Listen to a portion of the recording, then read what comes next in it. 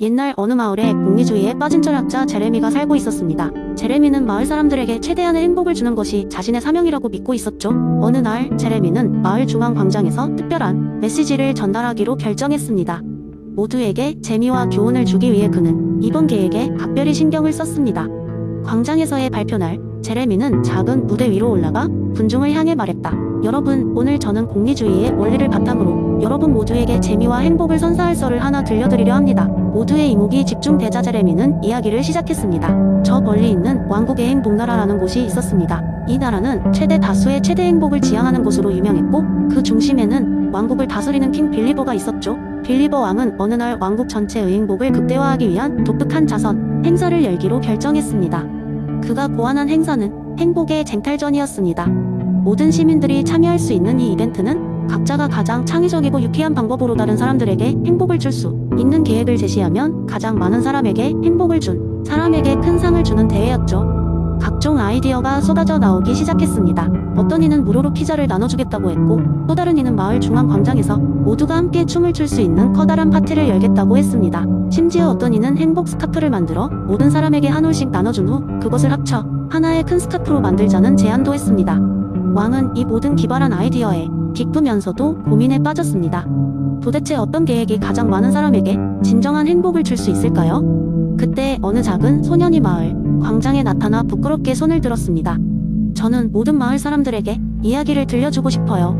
사람들은 처음에는 그저 웃고 말았지만 소년은 포기하지 않았습니다. 제가 들려주는 이야기는 누구나 모두 웃고 기뻐할 수 있는 그런 이야기예요. 저도 한번 기회를 주세요. 빌리버 왕은 호기심에 소년에게 기회를 주기로 했습니다. 소년은 무대 위에 올라가 자신의 이야기를 시작했습니다. 그는 왕국의 오래된 전설에서 시작해 자신이 경험한 작은 유머들까지 다채로운 이야기를 한 자락에 긴 천처럼 풀어냈습니다. 이야기가 끝날 때마다 사람들의 얼굴에는 웃음이 지어졌고 이내 광장은 웃음과 박수 소리로 가득 찼습니다. 그날 저녁, 왕은 이제껏 본 적 없는 규모의 행복한 군중을 보며 결론을 내렸습니다. 가장 큰 행복은 간단한 데서 나올 수 있다는 것을 말입니다. 소년은 가장 많은 사람에게 행복을 선사한 행복 대사로 선정되었습니다. 제레미는 이야기를 마치며 미소 지었습니다. 여러분, 우리의 행동 하나하나가 주변 사람들에게 얼마나 큰 영향을 끼칠 수 있는지 아셨나요? 때로는 가장 단순한 것이 가장 큰 행복을 줄 수 있다는 사실을 잊지 말아요. 마을 사람들은 제레미의 이야기에 크게 감명받았고 그날 이후 매일 작은 행복을 서로 나누기 시작했습니다. 다행히도 제레미의 메시지가 전달된 그날의 이야기는 오래도록 전해졌습니다. 그리고 이야기에 나온 소년처럼 사람들은 작은 실천에서 큰 행복을 찾게 되었답니다. 두 번째 이야기. 어느 작은 마을에 토마스라는 이름이 호기심 많은 철학자가 살고 있었습니다. 그는 평소에 깊이 있는 질문을 던지며 주변 사람들에게 사색의 즐거움을 선사했는데 최근에는 인과관계란 무엇인가? 라는 주제를 탐구하고 있었습니다.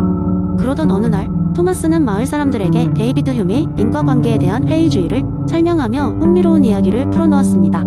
토마스는 마을 광장에서 주민들을 모아놓고 이렇게 말했습니다. 여러분, 늘 우리가 알고 있는 이유와 결과 이 세계가 뒤집힐 수도 있다면 어떻게 될까요? 제가 가진 이 이야기가 그 가능성을 보여줄 것입니다. 그러면서 그는 바닐라와 포크의 전쟁이라는 기묘한 이야기를 시작했습니다. 이 마을에는 바닐라라는 이름이 어린 소녀가 살고 있었는데 그녀는 항상 포크를 쓸 때마다 불운한 일이 일어나는 것 같다고 느꼈습니다.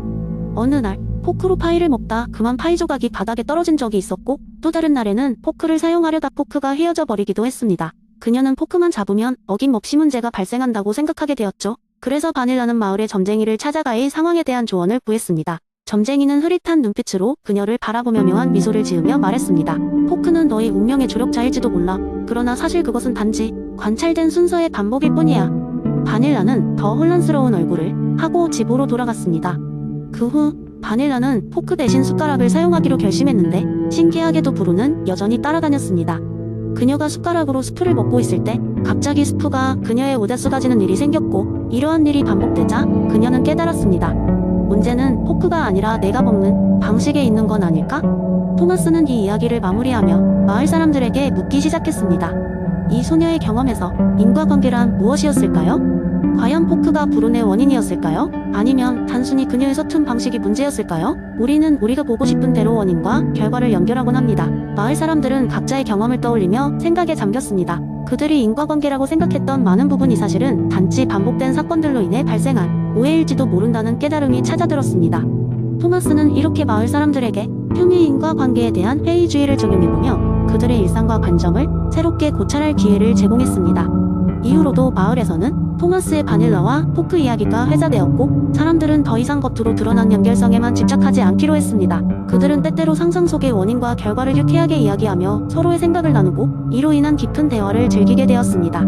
토마스는 그러한 마을의 변화를 보며 미소를 지었고 그의 작은 이야기 하나가 사람들의 생각을 넓히는데 기여했다는 것에 큰 만족을 느꼈습니다. 세 번째 이야기한 중세 도시의 작은 마을에 토마스라는 이름을 가진 한 철학자가 있었습니다.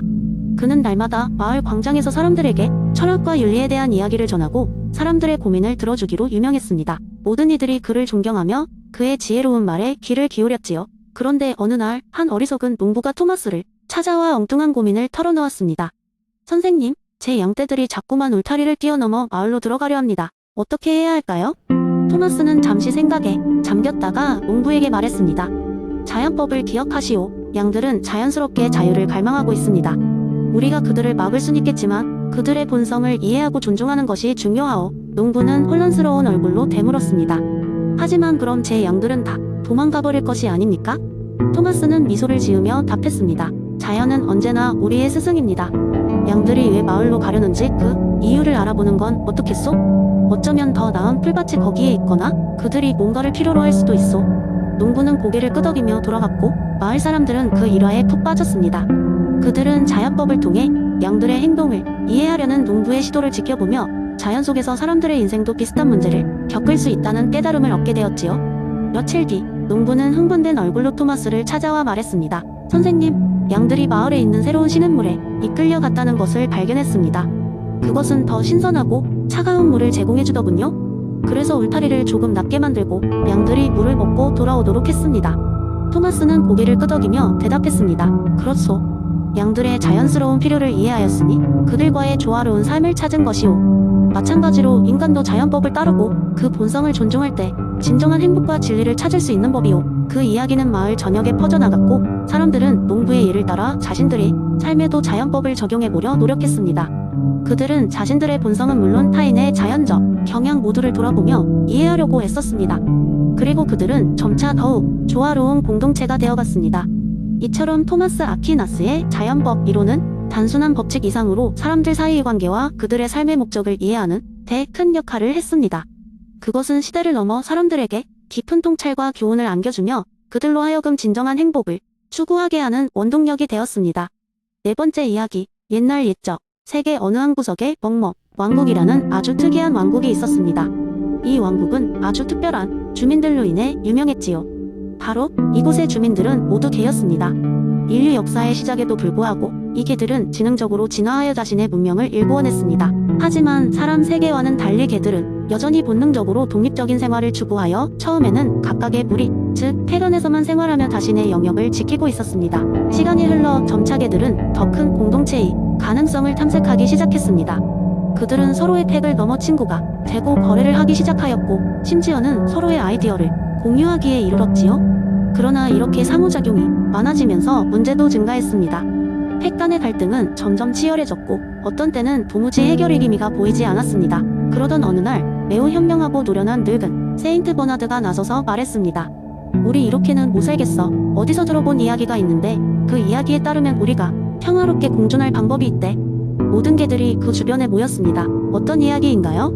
그들은 물었습니다. 세인트 버나드가 알려준 이야기는 바로 인간 세계에서 들려오는 사회계약론이었습니다. 그는 자연 상태에서 인간이 서로 싸운다고 하지 않냐? 만인의 만인에 대한 투쟁이라고. 그리고 그들은 안정성, 질서를 찾기 위해 정부를 만들고 그들에게 일정 권리를 넘겼다고 해. 우리도 그걸 이용하면 문제를 해결할 수 있지 않을까? 라고 설명했습니다.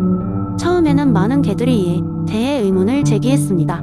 내 소중한 뼈를 다른 팩에게 맡길 순 없어. 나든지 우리가 우리의 자율성을 포기해야 하지? 같은 생각들이었죠. 그러나 시간이 지나면서 그들의 지증과 송곳니만으로는 지속 가능한 해결책을 찾을 수 없다는 것을 깨닫기 시작했습니다.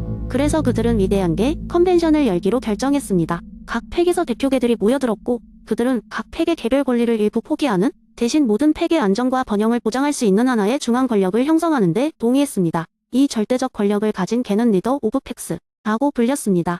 그는 공정하게 모든 개들이 서로 조화를 이루도록 중재하며 불필요한 싸움이나 갈등을 예방하는 역할을 맡았습니다.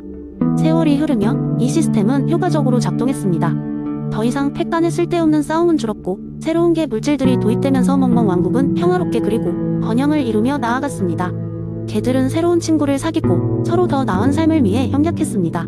이 모든 변화는 그 늙은 세인트 버나드의 지혜로운 판단 덕분이었습니다. 이제 멍멍 왕국의 전설로 전해지고 있는 그 이야기, 사회계약의 발상은 그들에게 끝없는 번영과 평화를 선사했으며 그들은 오늘도 배부르게 길들여진 사이좋은 개들로 함께 살아가고 있습니다. 이처럼 토마스 홉스의 사회계약론은 멍멍 왕국에게도 큰 혜택을 주었고 그들에게 새로운 관점과 생활 방식을 제시해 주었습니다. 그리고 그들은 여전히 그 고마움을 잊지 않고 있답니다. 왈왈 지혜로운 결단이었군 하며 말이죠.